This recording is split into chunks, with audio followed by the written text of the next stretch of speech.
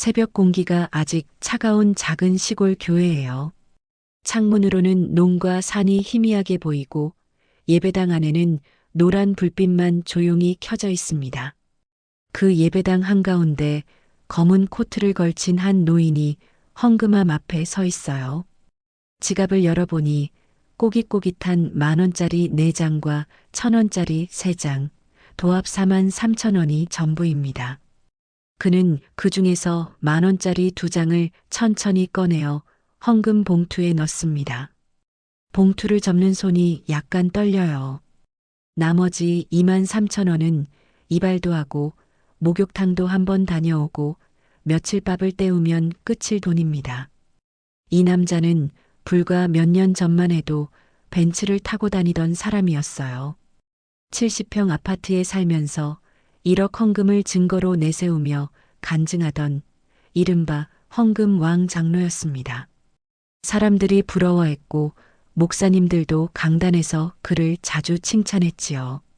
그런데 지금 그는 반지하 18평 월세에 살고 있습니다.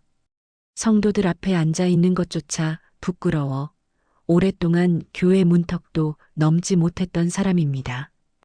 그런 그가 기도 제목 하나만 적힌 작은 헌금 봉투를 두 손으로 꼭 쥐고 서 있어요.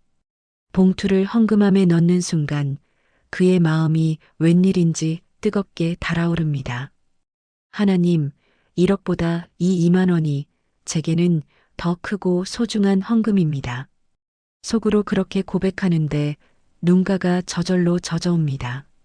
한때는 사람들 앞에서 기적을 자랑하던 장로였어요. 지금은 아무도 주목하지 않는 새벽에 반지하에서 올라와 2만 원을 드리는 노인이 되었습니다. 그럼에도 불구하고 이상하게도 오늘 이 새벽이 그의 인생에서 가장 기쁜 예배라고 느껴집니다. 여러분, 어떻게 이런 일이 생길 수 있었을까요? 1억을 드리던 장로가 왜 반지하에서 2만 원을 드리며 더 기뻐하게 되었을까요? 그 사이에 어떤 길을 걸어왔는지 지금부터 천천히 함께 따라가 보려고 합니다. 이 채널은 화려한 성공담보다 넘어지고 깨어진 자리에서 다시 하나님을 붙잡는 이야기들을 나누고 있습니다. 이런 이야기를 계속 함께 듣고 또 나누고 싶으시다면 지금 한번 가볍게 구독과 좋아요를 눌러주시면 좋겠습니다. 여러분의 작은 클릭이 이런 간증이 꼭 필요한 누군가에게까지 전해지는 길이 되기 때문입니다. 그럼 이제 이 장로의 이야기를 처음까지 거슬러 올라가 보겠습니다. 젊은 시절의 김은호는 시골 군청에서 구급 공무원으로 일하고 있었어요. 군청 건물은 오래된 회색 시멘트 벽에 페인트가 벗겨진 창틀을 가진 작은 곳이었습니다. 아침마다 출근 도장은 찍지만 그의 관심은 늘 퇴근 시간에 가 있었죠. 야, 오늘도 한잔하지? 퇴근 종만 울리면 동료들이 슬쩍 다가와 어깨를 툭툭 치곤 했습니다. 그럼 인생 뭐 있냐? 오늘도 가야지. 김은호는 서류를 대충 정리해 덮고 웃으며 자리에서 일어섰어요. 시골 읍내 골목에는 간판이 바랜 술집들이 줄줄이 붙어 있었습니다. 그는 그 골목을 마치 자기 집 마당처럼 들락거렸어요. 소주병이 몇 병이나 비워지는지 마지막에 누가 엎혀나가는지는 중요하지 않았습니다. 그저 술이 들어가면 세상 걱정도 내일도 잠시 잊을 수 있다는 게 좋았지요. 여자를 대하는 태도도 마찬가지였습니다. 농담 섞인 말로 여직원들 앞에서 허풍을 치고 술집 마담에게는 더 크게 웃어 보였습니다. 김 주사님은 진짜 재미있다니까요. 그 말이 칭찬처럼 들려 그는 더 과장된 몸짓과 소리로 자기를 포장했어요.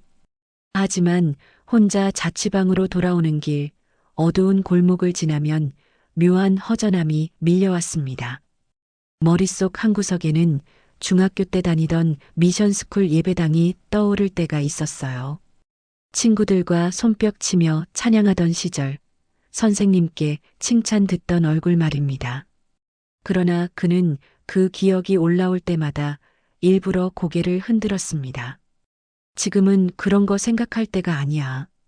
인생 한 번뿐인데 재밌게 살아야지. 그는 스스로에게 그렇게 말하며 다음 술자리를 떠올렸습니다. 시골 군청 청년 김은호의 인생은 겉으로 보기엔 평범했지만 속으로는 천천히 깊은 구덩이를 향해 걸어 내려가고 있었어요. 그 무렵 어머니의 지인을 통해 중매 제안이 들어왔습니다. 교회 잘 다니고 성품도 단단한 아가씨라더라. 중매쟁이의 말에 김은호의 부모는 반색을 했어요. 우리 아들 누군가 좀 붙잡아줘야지. 약속한 날 시골 소도시 한식당 방에 두 사람이 마주 앉았습니다. 이미정은 단정한 원피스를 입고 조용히 미소를 짓고 있었어요. 테이블 옆에는 작은 가방이 있었는데 그 안에는 늘 들고 다니는 성경책이 들어 있었습니다. 교회는 다니세요? 조심스럽게 꺼낸 첫 질문이었습니다. 김은호는 잠깐 머뭇거리다가 웃으며 대답했어요. 예, 어릴 때부터 다녔고 요즘은 조금 바쁘긴 한데 다시 나가려고 합니다. 사실 교회 문턱을 밟아본 지는 꽤 오래되었지만 그는 그 정도 거짓말은 아무렇지 않게 할 수 있는 사람이었습니다. 이미정은 그 말을 듣고 안심이 되는지 얼굴이 조금 밝아졌어요. 저는 예배와 말씀을 많이 소중하게 생각해요.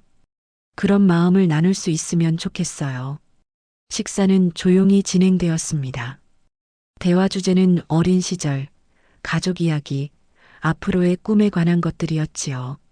이미정은 하나님 안에서 가정을 이루고 싶다는 소망을 간단히 들려주었습니다. 김은호는 공무원으로 더 올라가고 싶다며 막연한 포부를 말했어요. 중매 자리가 끝나고 집으로 돌아오는 길, 이미정은 짧게 기도했습니다. 하나님, 제 눈이 가려지지 않게 해주세요. 이 사람이면 믿음 안에서 잘 살게 해주세요. 그리고 며칠 뒤 두 사람은 결혼을 약속하게 됩니다. 그녀는 몰랐습니다. 자기가 붙잡은 손이 앞으로 얼마나 깊은 상처의 이유가 될지 말입니다.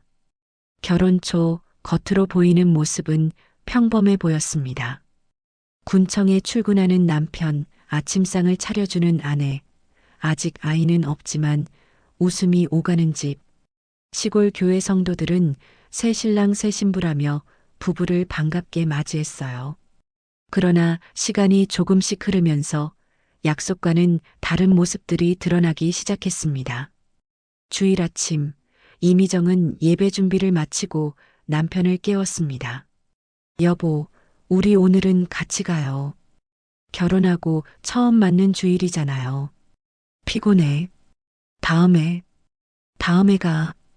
이불을 뒤집어 쓴 남편의 대답은 짧고 단호했습니다. 월급날만 되면 돈의 흐름이 이상해졌습니다. 통장에 찍힌 입금 내역은 분명한데 생활비로 남는 돈이 너무 적었어요. 여보, 이번 달에도 카드값이 너무 많이 나왔어요. 좀 쓰다 보면 그런 거지. 사람처럼 살아야지. 너무 쪼지 마. 술자리와 늦은 귀가가 점점 잦아졌습니다. 처음에는 휘청거리며 들어와 대충 웃고 넘기던 그가 어느 순간부터 짜증을 내기 시작했어요. 왜 이렇게 집안이 어수선해? 밥은 왜 이 모양이야? 말끝이 험해질수록 이미정의 가슴은 점점 조여들었습니다. 그리고 언젠가부터 말만 거칠어진 것이 아니라 손도 함께 움직이기 시작했습니다. 어깨를 툭 치는 것 같던 손길이 점점 세져 벽으로 밀치는 날도 있었어요. 그럴 때면 이미정은 반쯤 무너진 몸으로 바닥에 엎드려 작은 소리로 기도했습니다. 하나님, 이 사람 제가 끝까지 책임지게 해주세요. 포기하지 않게 해주세요. 하지만 기도한다고 해서 현실이 금세 바뀌지는 않았습니다. 김은호의 발걸음은 여전히 집보다 술집에 더 가깝게 향하고 있었어요. 그들의 결혼 생활은 겉으로 보기에는 비슷했지만 집안 깊숙한 곳에서는 조금씩 금이 가고 있었습니다. 시간이 지나 딸 민정이 태어나고 집안에는 잠시 웃음이 많아졌습니다. 갓난아기의 작은 손을 잡고 웃는 순간만큼은 이미정도 남편도 잠시 평범한 부모가 되었어요. 그러나 아이가 자라고 3살, 5살이 지나면서 집안의 공기는 다시 무거워지기 시작했습니다. 김은호는 여전히 술을 끊지 못했습니다. 밤늦게 비틀거리며 들어와 신발을 아무데나 벗어 던지고 텔레비전을 켰어요. 안방에서 자던 딸은 그 소리에 깨서 엄마 품으로 달려왔습니다. 엄마, 아빠 또 무서워. 이미정은 술 냄새와 욕설이 섞인 거실 한가운데서 남편을 맞았습니다. 여보, 씻고 밥부터 먹어요. 오늘도 고생 많았죠. 말은 그렇게 했지만 그의 눈빛이 조금만 흔들려도 심장이 덜컥 내려앉았습니다. 어느 날은 숟가락을 던지며 소리 지르는 남편 앞에서 팔에 멍이 들도록 붙잡히는 일도 있었어요. 그럼에도 그녀는 다음 날 아침이 되면 여전히 식탁을 차렸습니다. 국을 데우고 반찬을 꺼내며 조용히 찬송가를 흥얼거렸어요. 딸은 식탁 구석에 앉아 엄마의 표정을 살피며 밥을 먹었습니다. 아빠가 숟가락을 놓는 순간 모두의 눈이 동시에 그의 입가를 향했습니다. 엄마, 왜 아빠한테 그렇게 잘해줘? 어느 날 초등학생이 된 민정이 물었습니다. 하나님이 엄마에게 맡겨주신 사람이니까 엄마가 끝까지 사랑해야지. 엄마의 그 말이 민정의 마음에는 복잡한 질문으로 남았습니다. 하나님은 왜 이런 아빠를 맡겨주셨을까? 고등학생이 된 민정은 어느 날 친구와 함께 학교 근처에서 공부를 마치고 나오는 길이었어요. 시골 읍내 중심가에는 오래된 다방 같은 카페가 몇 군데 남아 있었습니다. 그냥 스쳐 지나갈 거리였는데 유리창 안쪽에 익숙한 뒷모습이 눈에 들어왔습니다.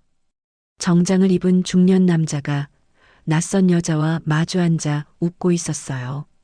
무심코 고개를 돌려 다시 보는데 그 남자의 옆 얼굴이 너무도 익숙했습니다. 바로 자기 아버지였습니다. 아버지의 얼굴에는 집에서 본 적 없는 부드러운 미소가 떠 있었어요.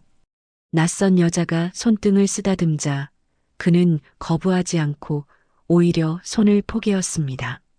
두 사람은 세상에 둘뿐인 사람처럼 웃고 있었어요. 민정의 손에서 들고 있던 교재가 툭 떨어졌습니다. 친구가 놀라서 쳐다보았지만 그녀는 아무 말도 하지 못했어요. 눈물이 그대로 뺨을 타고 흘러내렸습니다. 집으로 돌아오는 길이 평소보다 훨씬 길게 느껴졌습니다. 현관문을 열자마자 거실에서 TV를 보던 엄마가 일어나 맞았습니다. 민정아, 오늘은 일찍 왔네. 밥 먹었어? 그 말을 듣는 순간 민정의 마음이 와르르 무너졌어요. 엄마. 그녀는 떨리는 목소리로 방금 본 장면을 조금씩 끊어지듯 이야기하기 시작했습니다. 카페, 낯선 여자, 손을 잡고 웃던 아버지. 말이 나올수록 엄마의 얼굴은 하얗게 질려갔습니다.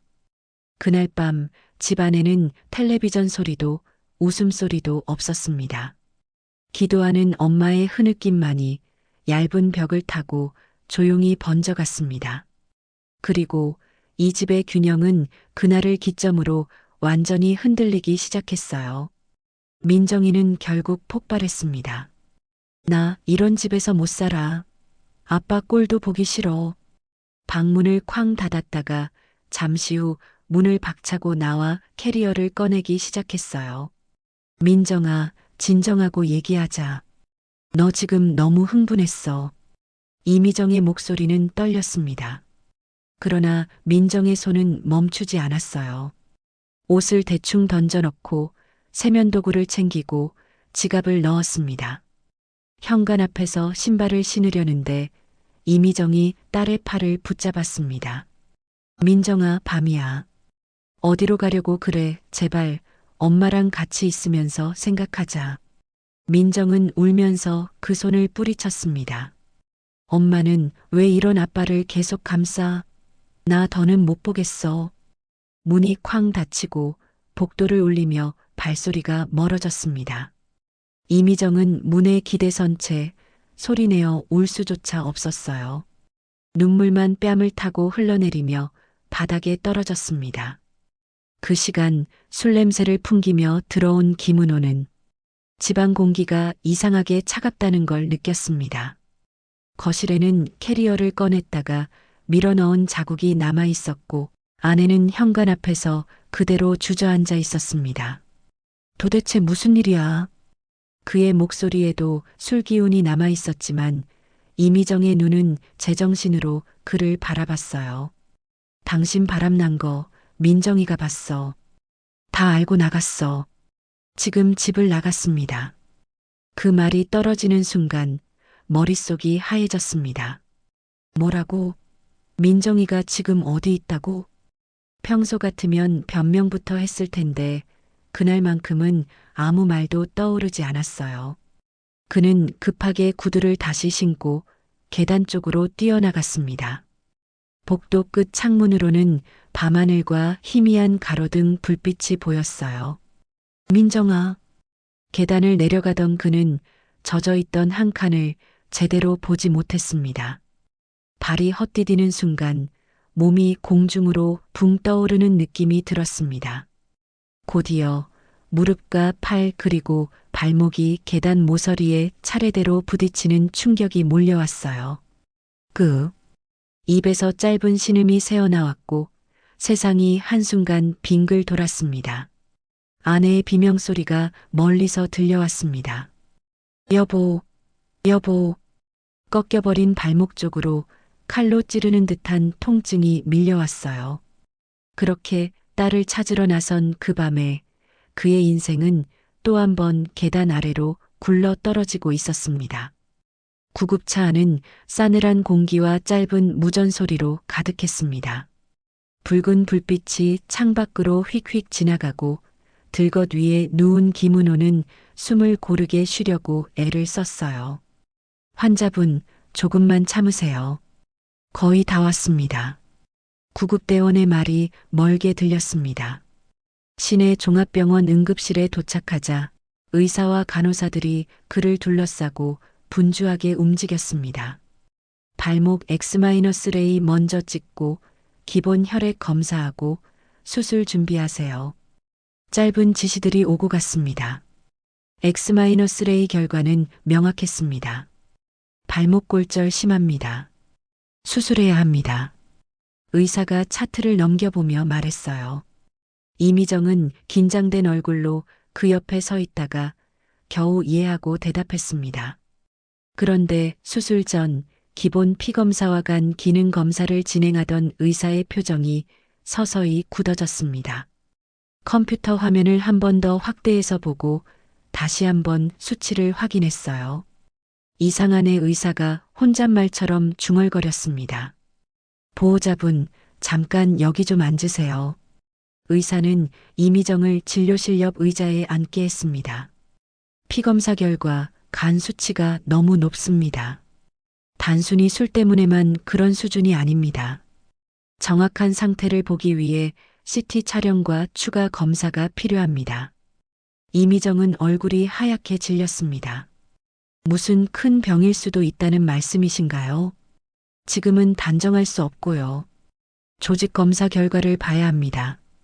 일단 발목 수술과는 별개로 간 쪽 정밀 검사를 진행하겠습니다. 김은호는 침대에 누운 채 이런 대화가 오가는 것을 어렴풋이 듣고 있었습니다. 통증과 마취제의 어지러움 사이에서 말들을 정확히 이해하긴 어려웠어요. 그저 자신이 생각했던 것보다 훨씬 더 깊은 구덩이에 서 있는 느낌이 들 뿐이었죠. 수술하고 깁스하고 몇 달 고생하면 되겠지.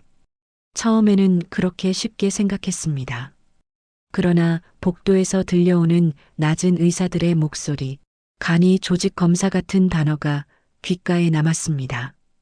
계단에서 굴러 떨어지던 그날 밤 부러진 것은 발목 하나뿐이 아니었습니다. 그의 인생 전체가 꺾여 내려가고 있었던 겁니다. 며칠이 지나고 정밀 검사와 조직 검사가 모두 끝난 오후였습니다. 의사는 조용한 진료실로 김은호와 이미정을 불렀습니다. 책상 위에는 두꺼운 차트가 놓여 있었고 모니터에는 간 CT 이미지가 떠 있었어요. 의사는 한숨을 조금 내쉬고 말을 이었습니다. 말씀드리기 조심스러운 결과입니다만 간에 악성 종양이 있습니다. 그리고 이미 진행이 많이 된 상태입니다. 3기입니다. 악성 3기라는 단어가 공중에 떠 있다가 그대로 그의 가슴으로 떨어지는 것 같았습니다. 귀가 갑자기 먹먹해지고 의사의 입술만 허공에서 움직이는 것처럼 보였어요. 옆에서 이미정이 조용히 울음을 삼키는 소리가 들렸습니다. 치료는 가능한 건가요? 이미정이 겨우 물었습니다. 의사는 신중하게 고개를 끄덕였습니다. 치료를 시도할 수는 있습니다.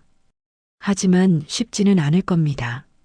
지금부터는 시간과의 싸움입니다. 병실로 돌아온 그는 침대에 누워 천장을 멍하니 바라봤어요. 머릿속이 텅 빈 것 같다가도 갑자기 수많은 장면이 몰려왔습니다. 술집 내온사인, 웃고 떠들던 밤들, 다방 창가의 낯선 여자, 그리고 현관 앞에서 울던 아내의 얼굴, 캐리어를 끌고 나가던 딸의 뒷모습까지. 내가 이러려고 살아온 건가? 그제야 두려움이 밀려왔습니다. 죽음이라는 단어가 더 이상 남의 얘기가 아니라 자신의 침대 발치 어딘가에서 조용히 서 있는 것처럼 느껴졌어요. 그는 이불을 뒤집어 쓰고 숨을 길게 내쉬었습니다. 하나님, 입술 사이로 나온 그 이름이 너무 낯설게 들렸습니다. 술자리에서 헛소리처럼 내뱉던 그 이름이 아니라 이제는 마지막 줄을 잡듯 꺼내는 이름이었어요. 이제 와서 부르면 너무 늦었겠죠. 그는 자주 섞인 생각을 하다가도 가슴 한쪽에서는 작은 소리가 들리는 것 같았습니다. 그래도 부를 곳은 거기뿐이다. 병실 창밖으로 저녁 어스름이 내려앉고 있었습니다. 농가, 산, 군청 건물, 읍내 골목길이 모두 어둠 속으로 잠겨 들어가는 시간. 그의 인생도 마치 마지막 저녁을 지나가는 것처럼 어두워지고 있었어요. 발목 수술은 무사히 끝났습니다. 깁스를 한 채 그는 2인실 병실 침대에 누워 진통제에 의존한 채 밤을 보냈어요. 창문 밖 하늘은 점점 어두워졌고 병실 조명은 희미하게 빛났습니다. 몸은 피곤했고 마음은 더 피곤했습니다. 그러던 어느 밤 그는 깊은 잠에 빠져들었습니다.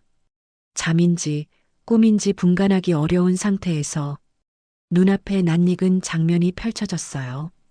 그곳은 중학교 때 다니던 미션스쿨 운동장이었습니다. 흙먼지가 살짝 날리는 운동장, 멀리 보이는 조그마한 예배당 건물, 종이 울리고 친구들이 한쪽에 모여 찬양을 부르고 있었어요.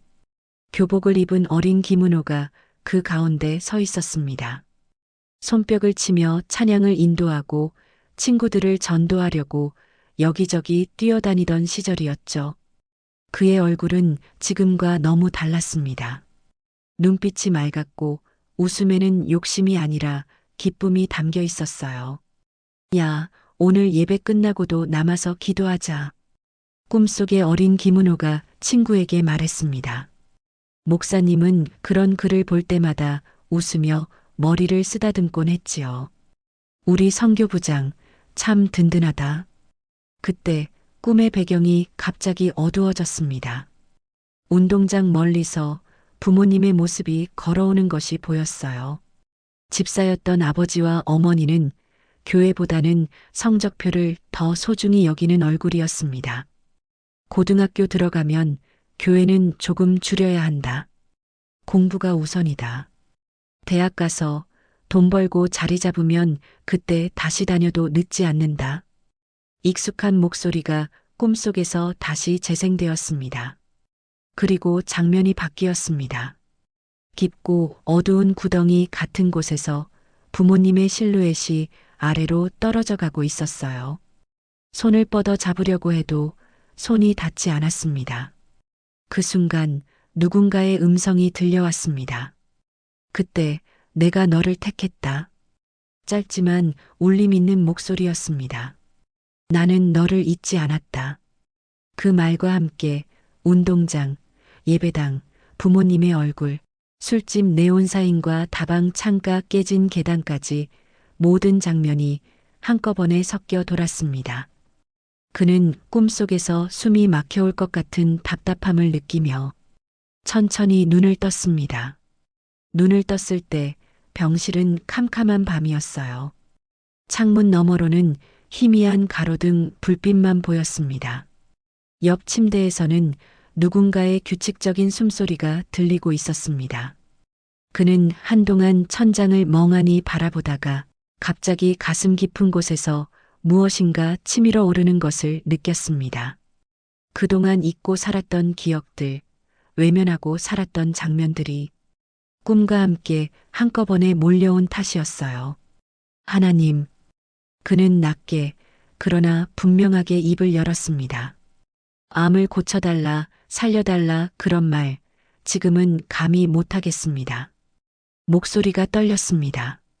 제발 제 믿음만 다시 살려주십시오. 제가 하나님을 버리고 살았습니다. 교회보다 술집을 택했고, 말씀보다 돈을 택했고, 가정보다 제 욕심을 먼저 챙겼습니다. 말이 이어질수록 눈에서 눈물이 쏟아졌습니다. 그는 깁스한 다리 때문에 일어나지도 못한 채 침대 위에서 몸을 웅크리고 흐느꼈어요. 하나님, 저 같은 사람도 다시 받아주실 수 있습니까? 저한테 남은 시간이 얼마나 될지 모르겠지만 제 인생 마지막이라도 하나님께 돌려드리고 싶습니다. 그의 울음 섞인 기도는 병실 전체를 가득 채웠습니다. 옆 침대에 누워있던 환자는 처음엔 고통 때문에 신음하는 줄 알았어요. 간호사를 불러야 하나 고민하다가 조용히 귀를 기울여 보니 분명한 회개 기도였습니다. 옆 침대의 60대 남자는 이불을 살짝 걷어내고 천장을 바라보며 조용히 손을 모았습니다. 주님, 이분의 기도를 함께 들어주옵소서. 그 역시 작게 중얼거리며 함께 기도하기 시작했습니다. 눈물이 조금 잦아들었을 때 김은호는 옆 침대에 누가 있는지 문득 궁금해졌습니다. 흐린 눈으로 고개를 돌리자 옆 침대 남자가 부드러운 목소리로 말을 걸었습니다. 저도 암입니다. 그리고 목사입니다. 그 한마디에 김은호의 눈에서 다시 눈물이 흘러내렸어요. 목사님, 저 같은 사람의 기도도 하나님이 들으실까요? 장로님, 아니 형제님. 지금 이 밤에 터진 이 기도를 하나님이 가장 기쁘게 들으실 겁니다. 그 밤 시골 종합병원 2인실 병동에서는 한 사람의 인생이 조용히 방향을 돌리고 있었습니다. 죽음의 두려움 때문에가 아니라 버려졌다고 생각했던 하나님의 손이 여전히 자신을 붙들고 있었다는 사실을 깨달은 밤이었어요. 간암 진단 소식은 금방 집에도 전해졌습니다. 이미정은 병원으로 오는 길 내내 한마디도 제대로 하지 못했어요. 입술은 바짝 말라 있었고 손에는 남편의 입원비와 검사비 영수증이 구겨진 채 들려 있었습니다. 그날 오후 병실 문이 조심스럽게 열렸습니다. 머리를 질끈 묶고 들어온 민정이 문턱에서 멈춰 섰습니다. 발목에 깁스를 하고 누워있는 아버지의 모습이 생각보다 수척해 보였어요. 팔에 꽂힌 링거, 창백한 얼굴, 말라버린 손등의 핏줄까지 선명하게 눈에 들어왔습니다. 민정아. 이미정이 아주 작은 소리로 딸의 이름을 불렀습니다. 민정은 잠시 아무 말도 하지 못하고 서 있다가 천천히 침대 곁으로 다가왔어요. 김은호는 딸을 보는 순간 숨이 꺾이는 것 같았습니다. 민정아 아빠가 말을 잇지 못하고 눈물만 먼저 흘러내렸습니다. 평소 같으면 변명부터 쏟아냈을 그였지만 지금은 그런 말들이 한마디도 입 밖으로 나오지 않았어요. 대신 그는 침대 위에서 상반신을 일으키려 애쓰더니 손으로 이불을 움켜쥐고 고개를 깊이 숙였습니다. 미정아, 민정아 나 정말 나쁜 인간이었다. 너희 둘 다 내 잘못 때문에 이렇게 고생하게 만들고 이제야 제정신이 났다. 그의 목소리는 갈라졌고 병실 공기까지 떨리는 것 같았습니다. 이미정도 눈물을 참지 못하고 침대 옆에 무릎을 꿇었어요. 민정은 끝까지 버티려 했지만 결국 눈물이 쏟아져 나왔습니다. 아빠 나 진짜 너무 싫었어. 근데 이렇게 누워 있는 거 보니까 또 미워만 할 수가 없어. 민정의 말은 엉켜 있었지만 그 안에는 여전히 남아있는 딸의 마음이 담겨 있었습니다. 그날 세 사람은 병실 한가운데서 서로 붙잡고 한참을 울었습니다. 기도를 제대로 말로 하지도 못했지만 그 눈물 자체가 하나의 기도처럼 하나님께 올라가고 있었어요. 잠시 후 김은호가 조용히 말했습니다. 나 퇴원하면 너희가 다니던 교회 나갈게. 이제 진짜로 하나님께 붙들려서 살고 싶다. 그 말은 약속이자 회개의 고백이었습니다. 아내와 딸은 그 약속이 어떻게 지켜질지 알 수 없었지만 그래도 오랜만에 남편의 입에서 나온 진심 같은 말을 붙들고 싶었어요. 시간이 조금 흐르고 발목 수술 경과가 안정되자 의사는 간 상태를 다시 확인하기 위해 재검사를 잡았습니다. CT 촬영, 혈액 검사, 추가적인 영상 촬영까지 하루 종일 병원 복도와 검사실을 오가는 일과가 이어졌어요. 며칠 뒤 결과를 확인하는 날이 되었습니다. 진료실로 들어가기 전 김은호의 손바닥에는 땀이 배어 있었어요. 혹시 더 나빠졌다고 하면 어떡하지? 머릿속에는 온갖 최악의 생각이 돌아다녔습니다. 의사는 모니터를 한참 들여다보더니 이전 촬영분과 새 촬영분을 번갈아 가며 확대했습니다. 입술을 굳게 다물고 여러 번 확인하고 또 확인했어요. 김은호님, 의사가 의자를 돌려 그를 바라보았습니다. 제가 의료 생활하면서 이런 경우는 정말 자주 보지 못했습니다. 김은호와 이미정의 눈이 동시에 커졌습니다. 이전 검사에서는 분명히 간암 3기 소견이 있었는데요. 지금 사진에는 그 흔적이 보이지 않습니다. 네. 말이 떨어지기도 전에 이미정의 눈에 눈물이 고였습니다. 의사는 차트를 가리키며 말했습니다. 우리가 설명할 수 있는 방법은 거의 없습니다. 치료라고 할 만한 걸 시작도 못했는데 이렇게 깨끗이 사라지는 경우는 솔직히 하나님이 하셨다고밖에 말할 수 없습니다. 잠시 말을 멈추더니 의사는 조용히 덧붙였습니다. 저희 병원에서도 이런 경우가 몇 번 있었는데 그때마다 공통점이 하나 있습니다. 정말 간절하게 기도하는 가족이 뒤에 있었다는 거죠. 하나님을 믿으신다면 꼭 감사기도 하셔야 할 것 같습니다.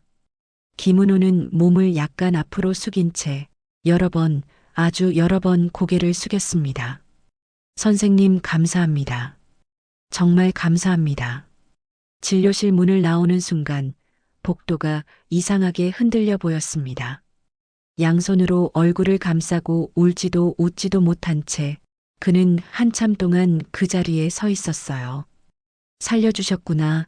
정말 나 같은 사람을 다시 살려주셨구나. 오래전 미션스쿨 운동장에서 들었던 내가 너를 택했다는 그 음성이 다시 귓가에 울리는 것 같았습니다. 퇴원 후 그는 약속대로 아내가 다니던 교회에 나가기 시작했습니다. 처음 몇 주는 예배당 문턱을 넘는 것만으로도 어색하고 긴장됐어요. 그러나 목사님과 성도들은 그의 사연을 대충 알면서도 그를 정죄하기보다 조용히 품어주었습니다.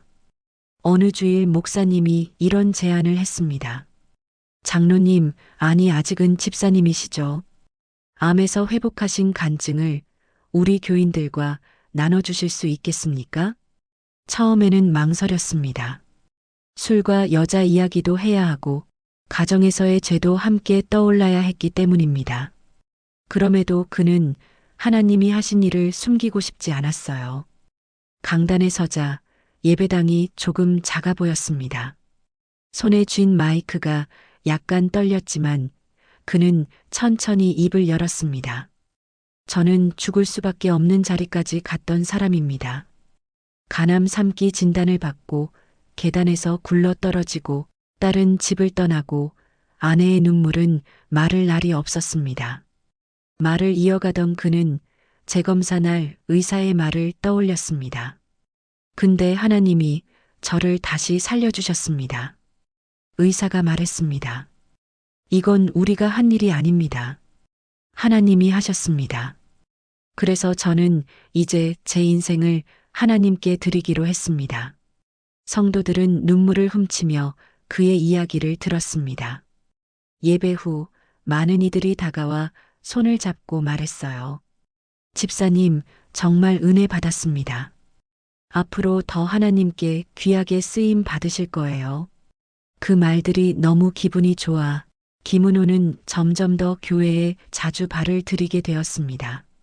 새벽 예배, 철야기도, 각종 집회에 빠지지 않고 참석했어요.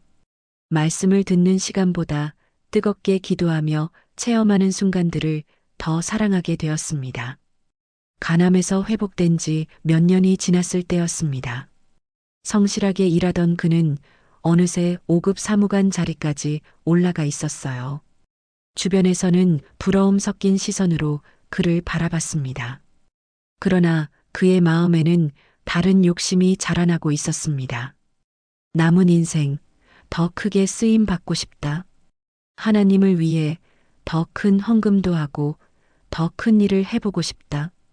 어느 날 그는 결국 결심을 굳혔습니다. 책상 서랍 깊은 곳에서 사직서 양식을 꺼내어 천천히 그러나 단호하게 글자를 채워 넣었습니다. 당신 정말 그만둘 거야?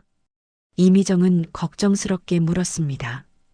공무원 자리 아무나 오르는 거 아니잖아. 간증도 좋지만 너무 성급하게 나가는 건 아닌지. 미정아, 걱정하지 마. 하나님이 날 살려주셨는데 이제 내가 하나님 위해서 좀 크게 써야지. 내가 건축과에서 얼마나 많이 배웠는지 알잖아. 분양사업, 재개발 사업하면 하나님 나라에도 많이 쓸 수 있을 거야. 그의 말은 믿음 같았고 동시에 약간의 흥분도 섞여 있었습니다. 결국 그는 안정된 공무원 자리를 내려놓고 시내로 나가 작은 분양개발 회사를 차렸습니다. 처음 시작은 생각보다 순조로웠습니다. 시골 읍내와 인근 도시의 재개발 소식들이 들려왔고 그는 발 빠르게 움직여 토지를 알아보고 분양 계획을 세웠습니다. 지인들이 투자도 해주었고 사업은 곧 자리 잡는 듯 보였어요. 은행 계좌에는 예전 월급과는 비교도 안 되는 액수들이 찍히기 시작했습니다. 그는 속으로 이렇게 생각했습니다. 역시 하나님이 나와 함께 하시는구나. 나 같은 사람을 이렇게 성공하게 해주시는 걸 보면 이건 다 하나님 영광을 위한 거야. 수입이 눈에 띄게 늘어나자 그의 헌금도 덩달아 커졌습니다. 여보, 이번에 계약 하나 잘 됐어. 감사헌금 1,000만 원, 건축헌금 3,000만 원은 해야지. 그는 자연스럽게 액수를 계산하며 말했습니다. 교회 재정위원회에서는 그의 이름을 모를 수가 없었습니다. 헌금 봉투에 적힌 숫자는 점점 커져갔고 어느 해에는 억 단위의 헌금까지 드리게 되었어요. 집사님은 정말 믿음이 크십니다. 이런 분이 우리 교회에 있다는 게 참 감사한 일이에요. 사람들은 그를 볼 때마다 존경과 부러움이 섞인 눈빛을 보냈습니다. 결국 그는 장로로 임직을 받았습니다.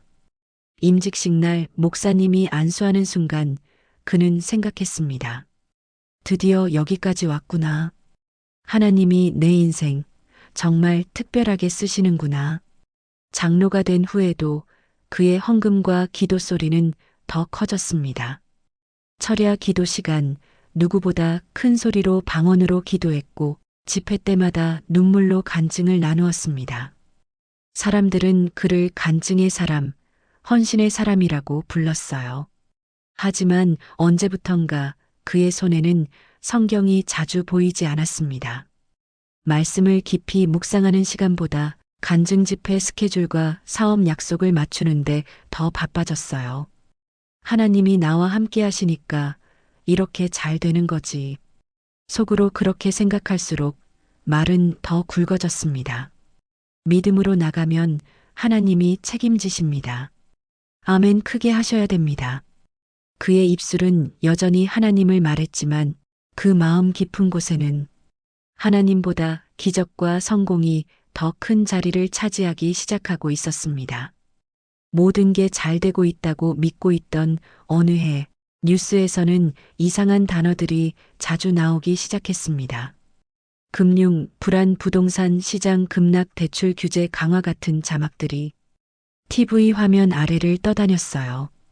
처음엔 그저 남의 이야기처럼 느껴졌습니다. 위기는 늘 오다 가는 거지. 하나님이 주신 사업인데 설마 큰일이 나겠어. 그는 대수롭지 않게 넘겼습니다. 하지만 몇 달 지나지 않아 현장은 달라졌습니다. 한때 사람들로 붐비던 분양 사무실에 방문객의 발길이 뚝 끊겼어요. 계약서 대신 해양문의 전화가 하루 종일 울렸습니다. 장로님, 이거 어쩌죠? 약속하신 중도금 대출이 막혔답니다. 시장 상황이 안 좋아서 분양을 조금 미뤄야 할 것 같습니다.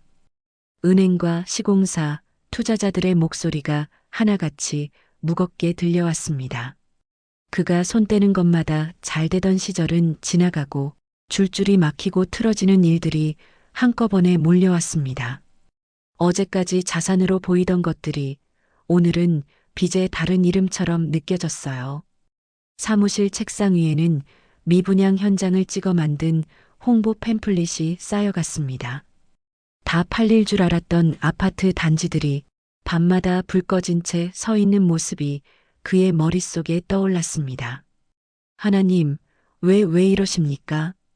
제가 얼마나 많이 드렸는데요. 얼마나 교회를 위해 헌신했는데요.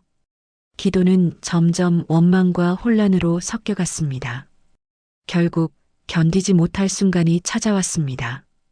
은행은 더 이상 기다려줄 수 없다며 원금과 이자를 독촉하기 시작했습니다.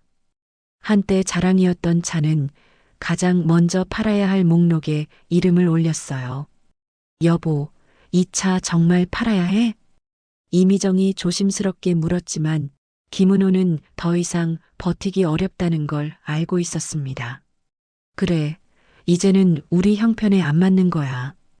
벤츠를 중고 매매상에 넘기고 집으로 돌아오는 버스 안에서 창밖 풍경은 그대로인데 자신만 다른 세계로 떨어져 버린 것 같은 기분이 들었습니다. 70평 아파트도 오래 버티지 못했습니다. 대출 이자와 각종 비용이 한꺼번에 밀려오자 결국 집을 정리할 수밖에 없었어요. 짐을 싸던 날 거실 한가운데 쌓인 이삿짐 박스를 보며 그는 한동안 멍하니 서 있었습니다. 여기서 수많은 사람들을 초대해서 간증했는데 이제는 이 집에서도 나가는구나. 새로 구한 집은 시내 구석진 곳에 있는 낡은 빌라 반지하였습니다. 낮은 창문으로는 사람들의 발과 자동차 바퀴만 보였어요. 해가 떠 있어도 방 안은 늘 조금 어두웠습니다. 반지하 방에 누워 천장을 바라보고 있노라면 예전에 헌금 봉투에 쓰던 숫자들이 하나씩 떠올랐습니다. 1,000만 원, 3,000만 원, 5,000만 원, 1억. 이제 지갑을 열면 10,000원짜리 몇 장뿐이었습니다. 그는 점점 교회 가기를 멈추게 되었습니다. 저렇게 된 거 다 자업자득이지. 아무것도 못하면서 장로라고 거기 앉아 있는 게 너무 부끄럽다. 예배당에 앉아 있을 때면 누군가 자신을 뒤에서 수군거리는 것 같은 느낌이 들었습니다. 실제로 아무도 그런 말을 하지 않았지만 그의 자존감은 이미 바닥까지 떨어져 있었어요. 그런 와중에도 이미정의 일상은 크게 달라지지 않았습니다. 집의 크기는 줄었지만 그녀의 새벽 예배 발걸음은 그대로였어요. 주일이면 가장 먼저 옷을 챙겨 입고 조용히 교회로 향했습니다. 어느 날 소박한 반찬 몇 개를 식탁에 올려놓고 이미정이 말했습니다. 여보, 밥 먹어요. 김은호는 식탁 앞에 앉아도 젓가락질이 쉽게 되지 않았습니다. 입맛이 없어서가 아니라 마음이 넘어지지 않았기 때문입니다. 미안하다. 내가 다 망쳐놨어. 그가 어렵게 한마디 꺼냈습니다. 당신이 평생 모은 수고도 딸 앞에서의 체면도 다 내가 무너뜨렸다. 이미정은 잠시 남편을 바라보더니 조용히 고개를 저었습니다. 여보, 주신 이도 하나님이시고 가져가신 이도 하나님이세요. 우리는 원래 나그네처럼 살다 가는 사람들이에요. 집이 크든 작든 차가 있든 없든 하나님 앞에서는 다 똑같아요. 그래도 나는 장로였는데 그의 목소리가 더 작아졌습니다. 그래서 더 지금 하나님께 붙어 있어야 하는 거예요. 하나님이 우리 버리셨으면 이 반지하 방에서도 예배드리게 안 하셨을 거예요. 그 말은 거창한 위로가 아니었습니다. 하지만 눈을 마주치고 말하는 아내의 표정에는 오랫동안 다져진 믿음의 힘이 담겨 있었어요. 우리는 아직 함께 기도할 수 있잖아요. 그거면 아직 끝난 거 아닙니다. 그 말이 그날 밤 그를 울게 만들었습니다. 조용히 이불을 뒤집어 쓴 채 아무에게도 들리지 않게 흐느끼는 소리가 반지하 방 안에 번졌습니다. 담임 목사는 김장로 부부가 반지하로 이사 갔다는 소식을 들었습니다. 교회 출석이 끊어진 지도 이미 몇 달이 지나 있었어요. 어느 날 오후 목사는 작은 과일 바구니를 들고 낡은 빌라 계단을 내려갔습니다. 축축한 벽, 낮은 천장, 좁은 복도 끝에 김은호의 집이 있었습니다. 목사님 어떻게 여길? 문을 연 이미정이 놀라며 인사했습니다. 목사는 방 안으로 들어와 작은 방을 둘러보았습니다. 헤어진 가구들, 좁은 공간, 한쪽 구석에 쌓인 박스들. 그러나 그는 아무 말하지 않고 여기 앉아도 되겠습니까? 라며 웃으며 자리에 앉았습니다. 잠시 안부를 나눈 뒤 목사는 성경을 꺼냈습니다. 장로님, 우리 오늘은 욥기 말씀을 같이 읽어볼까요? 그는 욥기의 몇 구절을 천천히 읽었습니다. 모든 것을 잃어도 하나님을 놓지 않았던 사람, 그리고 끝내 하나님께서 다시 세워주신 사람에 대한 이야기였어요.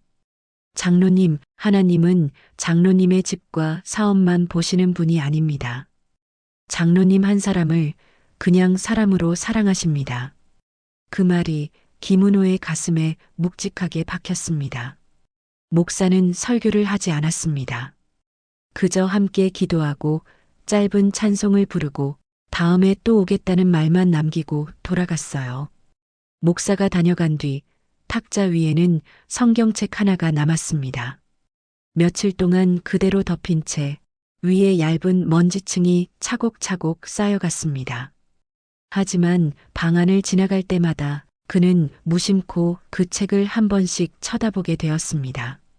눈길이 닿는 시간이 조금씩 길어지고 있었습니다. 어느 날 오후 반지하 창문으로 노란 햇빛 한 줄기가 들어오고 있었습니다. 먼지 입자들이 빗속에서 천천히 떠다니는 게 보였어요. 그는 침대에 앉아 그 풍경을 멍하니 바라보다가 탁자 위의 성경책으로 시선을 옮겼습니다. 그래, 한 번만, 딱 한 번만 다시 읽어보자. 스스로에게 중얼거리듯 말하며 그는 자리에서 일어나 성경을 손에 들었습니다. 겉표지에는 사용감이 남아 있었지만 최근 몇 년 동안은 거의 열리지 않은 책이었습니다. 손가락으로 먼지를 살짝 털어내고 조심스럽게 첫 장을 넘겼습니다. 시간이 어떻게 가는지도 모른 채 그는 읽기 시작했습니다. 창세기, 출애굽기, 시편, 복음서. 어느 날은 몇 장만 읽고 덮기도 했고, 어느 날은 새벽이 올 때까지 눈을 떼지 못하기도 했어요. 하루, 이틀, 3일, 일주일, 한 달, 석 달. 집안에서 그의 자리와 책상은 거의 변하지 않았지만 그의 마음은 조금씩, 아주 조금씩 달라지고 있었습니다. 어느 날 밤 예수님이 십자가에서 다 이루었다라고 말씀하시는 장면을 읽다가 그는 더 이상 글자를 또렷하게 볼 수 없었습니다. 눈물이 시야를 가려 글자가 번져 보였기 때문입니다. 주님, 저는 기적은 좋아했는데 주님 자신을 사랑하지는 않았습니다. 헌금은 드렸지만 제 마음은 드리지 않았습니다. 교회 안에서는 장로였지만 집에서는 아버지도 남편도 아니었습니다. 그의 입술에서 누구에게도 들리지 않는 고백이 쏟아졌습니다. 방 안에는 작은 훌쩍임 소리만 울렸지만 하나님 앞에서는 큰 울음이 되고 있었어요. 그는 비로소 깨닫기 시작했습니다. 지금까지 자신이 믿어온 것은 축복을 주는 하나님이었지, 나를 포기하지 않는 하나님은 아니었다는 사실을 말입니다. 그날 밤 반지하 작은 방에서 또 한 번 그의 인생에서 중요한 방향 전환이 일어나고 있었습니다. 성경을 붙잡고 살기 시작한 지 꽤 시간이 지났을 때였습니다. 어느 새벽 그는 갑자기 이런 생각이 들었습니다. 그래, 이제는 교회에 가보자. 사람들 눈치보다 하나님 얼굴 먼저 보자. 그는 조용히 옷을 챙겨 입었습니다. 이미정은 살짝 눈을 떴다가 남편의 뒷모습을 보고 아무 말 없이 미소만 지었습니다. 여보, 갔다 올게. 네, 조심히 다녀오세요. 교회에 도착하니 아직 어둠이 완전히 가시지 않은 시간대였습니다. 예배당 안에는 소수의 성도들만 앉아 있었고 피아노 반주 소리가 잔잔하게 흐르고 있었어요. 기도 시간이 끝나고 작은 헌금 시간이 되었습니다. 그는 조용히 자리에서 일어나 지갑을 꺼냈습니다. 지갑 안에는 현금 43,000원이 전부였습니다. 지난 1년 동안 손도 대지 못하고 묵혀둔 돈이었어요. 그는 천천히 10,000원짜리 2장을 꺼내어 헌금 봉투에 넣었습니다. 이 돈을 드리면 남는 돈은 23,000원. 그래도 오늘은 이렇게 드리고 싶다. 봉투를 꼭 쥔 손에 조금 힘이 들어갔습니다. 그는 마음속으로 조용히 기도했습니다.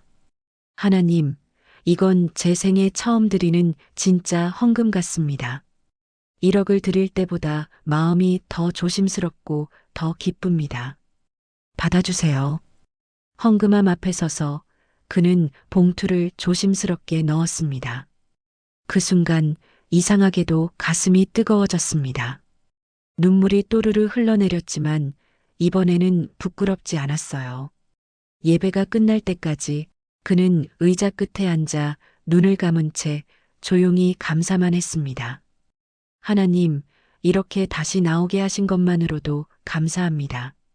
반지하에 있어도 주님 앞에 설 수 있게 하신 것만으로도 감사합니다. 그 새벽 20,000원짜리 헌금 봉투는 하나님 앞에서 1억보다 더 큰 향기로 올라가고 있었는지도 모릅니다. 예배가 끝난 뒤 그는 한동안 자리에서 일어나지 못했습니다. 몸은 가볍고 마음은 이상하게도 충만했습니다. 설교 말씀도 찬양 가사도 모든 것이 처음 듣는 것처럼 새롭게 느껴졌어요. 교회 문을 나와 집으로 돌아오는 길, 하늘색이 서서히 밝아지고 있었습니다. 새소리가 들리고 빌라 골목 사이로 아침 공기가 스며들었어요. 집에 들어서자 이미정이 부엌에서 따뜻한 국을 데우고 있었습니다. 여보, 오늘은 어땠어요? 말로 다 못하겠어. 그는 웃으면서 조금은 울컥한 목소리로 대답했습니다. 식탁 앞에 앉아 그는 지갑을 꺼내 보여주었습니다. 여기 있던 4만 3천 원 중에 2만 원 드리고 왔어. 나머지 2만 3천 원은 오늘 이발 좀 하고 목욕탕도 다녀오려고. 이미정은 지갑 속을 한번 들여다보더니 부드러운 미소를 지으며 고개를 끄덕였습니다. 잘했어요. 액수보다 그 마음이 더 기쁘셨을 거예요. 그 말이 그의 가슴을 다시 울렸습니다. 그는 생각했습니다. 예전에는 큰 액수를 들이면서도 속으로는 사람들이 뭐라고 볼까를 더 신경 썼지. 지금은 아무도 관심 없지만 하나님만 알고 계시는 게 너무 좋다. 그날 하루 종일 그는 아무것도 대단한 일을 한 게 없었는데도 마음속에서는 이상한 자유함이 흘러넘쳤습니다. 시간은 더 흘렀습니다. 사업은 여전히 예전처럼 회복되지 않았고 여전히 18평 반지하 빌라에서 살고 있었지만 그의 얼굴은 오히려 예전보다 밝았습니다. 어느 날 목사님이 그를 조용히 불렀습니다. 장로님, 요즘 새가족들이 조금씩 늘어나고 있습니다. 혹시 새가족반을 맡아서 함께 도와주실 수 있을까요? 잠시 머뭇거렸지만 그는 곧 고개를 끄덕였습니다. 제가 할 수 있을까요? 장로님이니까 할 수 있습니다. 실패도 성공도 다 겪어본 사람의 말은 짧아도 깊게 박힙니다. 작은 교육실에 4~5명의 새가족이 모였습니다. 젊은 청년, 중년의 아줌마, 은퇴한 어르신까지 각기 다른 사연을 가진 사람들입니다. 그는 성경책을 펴고 조용히 입을 열었습니다. 저는 예전에 돈과 기적을 더 믿던 사람이었습니다. 하나님보다 하나님이 주시는 것들을 더 사랑했죠. 그래서 다 잃었습니다. 근데 이상하게도 다 잃고 나서야 하나님이 저를 아직 버리지 않으셨다는 걸 알게 됐습니다. 사람들은 그의 말을 조용히 들었습니다. 감정을 과하게 실지 않았지만 한 문장 한 문장이 가슴에 와 닿았어요. 여러분, 교회 생활 오래 했다고 해서 다 믿음 좋은 건 아닙니다. 저처럼 헌금 많이 하고 직분이 있어도 하나님 마음은 모를 수 있어요. 그래서 우리 처음부터 하나님을 사랑하는 마음을 먼저 배우면 좋겠습니다. 그 순간 새가족반에 모인 이들은 이 사람이 왜 반지하에 산다는 이야기를 하면서도 이렇게 평안하게 웃는지 조금 알 것 같았습니다. 어느 비 오는 날 오후 그는 혼자 집에 있다가 문득 오래된 서랍을 열어보았습니다. 그 안에는 시골 군청에서 일하던 시절의 옛 사원증과 흑백에 가까운 단체 사진 몇 장이 들어 있었어요. 젊은 시절의 자신은 의기양양한 표정으로 동료들과 어깨동무를 하고 있었습니다. 그 옆에는 군청 건물 앞에서 찍은 사진 속 자신의 이름표가 또렷이 보였어요. 그때 나는 이게 내 인생의 전부라고 생각했지. 출세하고 인정받고 돈 벌고 남들보다 잘 살면 끝이라고. 사진을 한 장 한 장 넘기다 보니 자연스럽게 한숨이 나오면서도 어느새 입가에 미소가 번졌습니다. 하나님, 그때 저를 바로잡지 않으시고 꺾이고 부러지도록 그냥 두셨던 것도 지금 생각해보니 은혜였던 것 같습니다. 그는 작은 책상 앞에 앉아 눈을 감았습니다. 벼랑 끝에 선 줄도 모르고 달리던 시절, 간암 진단을 받고서야 멈춰 서게 된 계단, 반지하 방에서 다시 펼친 성경책까지 모든 장면들이 하나의 길처럼 이어져 보였습니다. 제가 돌아오려고 해서 돌아온 게 아니네요. 주님이 계속 포기하지 않고 부르신 거네요. 비는 여전히 창밖에서 조용히 내리고 있었습니다. 그러나 그의 마음속에는 맑은 하늘이 천천히 열리고 있었어요. 나레이션은 이제 조용히 청취자를 바라보듯 말을 건넵니다. 이야기를 다 들은 지금 어떤 생각이 드시나요? 세상과 하나님을 같이 붙잡고 살려고 했던 한 장로의 이야기는 결국 둘 중 하나를 선택해야 하는 자리까지 끌려온 이야기였습니다. 성공했을 때는 하나님을 위해 산다고 믿었습니다. 실패했을 때는 하나님께 버림받았다고 생각했습니다. 하지만 진실은 성공할 때도 실패할 때도 하나님은 단 한 번도 그를 포기하지 않으셨다는 것입니다. 여러분의 지갑에 지금 얼마가 남아있든지, 여러분의 집이 몇 평이든지, 지금 여러분이 앉아있는 자리가 어디든지 간에 하나님이 보시는 건 그 숫자가 아니라 그 자리에서 하나님을 찾는 여러분의 마음입니다. 혹시 지금 반지하 같은 인생의 바닥에서 창문으로 들어오는 햇빛만 바라보고 계신가요? 그 자리가 하나님을 가장 깊이 만날 수 있는 자리일지도 모릅니다. 이야기는 그렇게 끝이 납니다. 하지만 여러분 각자의 이야기 속에서는 지금이 어쩌면 새로운 시작되는 순간일지도 모르겠습니다.